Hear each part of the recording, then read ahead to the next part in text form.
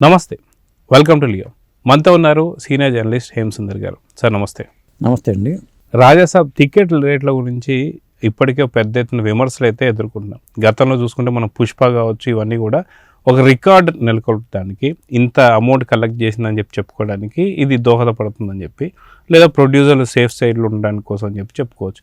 ఇప్పుడు రాజాసాబ్కి మళ్ళీ ఇలాంటి పరిస్థితులు అయితే వచ్చాయి. దాదాపు ఎంత పెంచారు, అది సామాన్యుడు సినిమా లవర్కి ఇది పెద్ద భారమా కాదంటే ఏం చెప్తారు? అంటే వీళ్ళు అడిగింది 1000 రూపాయలే, వాళ్ళు ఇచ్చింది కూడా 1000 రూపాయలే. ఇప్పుడు ఇది సంక్రాంతి పండగ. ఈ సంక్రాంతి పండగకి ఇప్పుడు ఒక ఫ్యామిలీలో నలుగురు సినిమా చూడాలనుకుందాం, ప్రీమియర్ షోకి వెళ్ళాలనుకుందాం. నలుగురు ఉంటే నలుగురికి 4000 రూపాయలు అవుతాయి.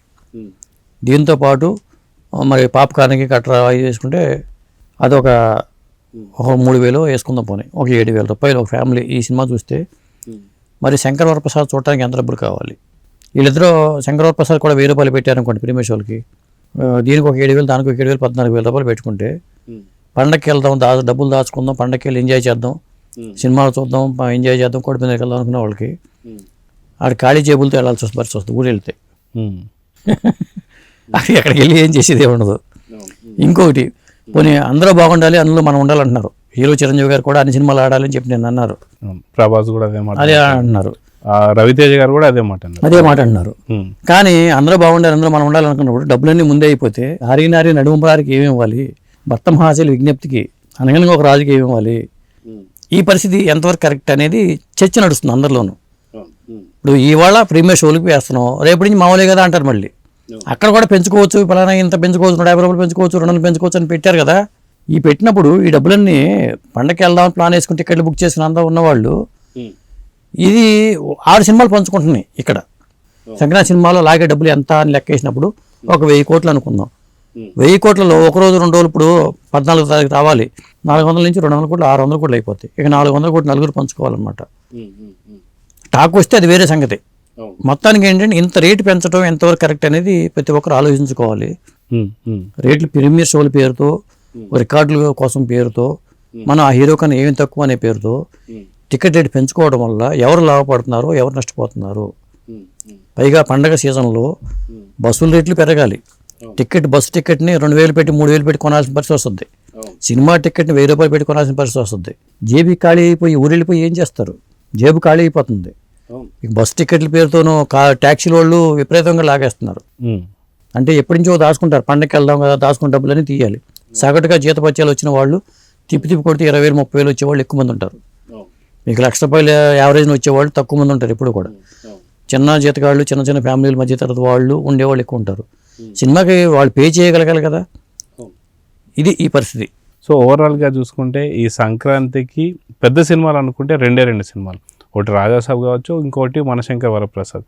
సో మిగతావన్నీ కూడా చిన్న సినిమాలు.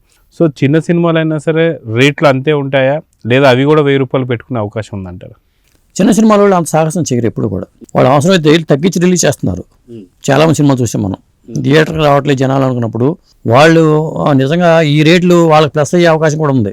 ఎందుకులే రాజాసాబ్ ఇప్పుడు చూడటం కన్నా తర్వాత చూద్దాం, 2 రోజులు ఆగుతాం, 4 రోజులు ఆగుతాం. శంకర్ వరప్రసాద్ ఇవాళ చూడటం బదులు 2 రోజులు ఆగుదాం అనుకున్నారనుకోండి, ముందు భర్త మహాశైలి విజ్ఞప్తి చూస్తారు, తర్వాత నారీ నడుమురారి చూస్తారు, తర్వాత అనగనగా ఒక రాజు చూస్తారు. అలా జనాలు ఆలోచించగలగాలి. పడితే ఎట్లా? మనకి వచ్చేసింది సినిమా చూసేద్దాం అనుకుంటే వీళ్ళే కంట్రోల్ చేసుకోవాలి. స్విచ్ వీళ్ళ దగ్గరే ఉంటుంది. కానీ జనం అట్లా ఆలోచించరు. సినిమా వచ్చేసింది, ఏ సినిమాలు లేవు, వెళ్ళిపోవాలి, కంపెనీ మునిగిపోతుంది అనుకుంటారు సాధారణంగా. జనం మైండ్ సెట్ అలాగే ఉంటుంది. కాబట్టి ఏదేమైనా కానీ ఇంత రేట్లు పెట్టడం అనేది కరెక్ట్ కాదు. ఒక 600 పెట్టండి, ఒక 500 పెట్టుకోండి ప్రీమియర్ షోలకి. అంతకు మించి పెట్టడం అనేది న్యాయబద్ధం కాదు. ఎందుకంటే బ్లాక్ల టికెట్లకిను దీనికి తేడా లేదు. ఒకప్పుడు బ్లాక్లో టికెట్లు, ఇప్పుడు సినిమా శంకర్ వరప్రసాద్ టికెట్ 1,11,111 రూపాయలకి అమ్ముడైందంట. అది కొనుక్కోండి, తప్పలేదు. ఇంకా వేలం వేసుకోండి. పోనీ టికెట్లన్నీ వేలం పెట్టుకుంటే ఎంత వస్తే అంత అట్లా పెట్టుకోవచ్చు. పోనీ ఆ విధంగా ఒక రికార్డు ఇంట్రెస్ట్ ఉన్న వాళ్ళు తీసుకుంటారు, లేకపోతే లేదు. అంతే తప్ప ఇలా పెట్టుకుని ఇలా లాగడం అనేది ఎంతవరకు కరెక్ట్ అని ఆలోచించుకోవాలి పండగ టైంలో. నేను చెప్పేది ఇప్పుడు నాకు ఇంకొక డౌట్ కూడా ఉంది సార్. వాస్తవానికి పండగ సందర్భంగా తెలుగు సినిమాలో దాదాపు ఒక 5 నుంచి 6 సినిమాల దాకా ఉన్నాయి. పెద్ద సినిమాలు 2 అయితే, చిన్న సినిమాలు ఒక 4-5 ఉన్నాయి. సో ఇన్ని సినిమాలు కూడా ఒకేసారి రావడాన్ని కూడా మంచిదా చెడా అంటే ఏం చెప్తారు? రాకపోవడం బెటర్ అండి. ఇప్పుడు ఏమవుతుందంటేనండి, కంపారిజన్ మళ్ళీ ఒకసారి ప్లస్ అవ్వచ్చు కూడా.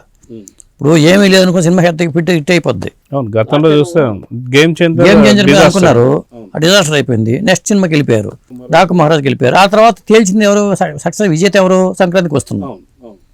ఇలా జరిగిపోద్ది. అప్పుడే హనుమాన్ ఇలా జరిగింది, హనుమాన్ విషయంలో కూడా. కాబట్టి అన్ని సినిమాలు ఒకేసారి రిలీజ్ కావడం కరెక్ట్ కాదు.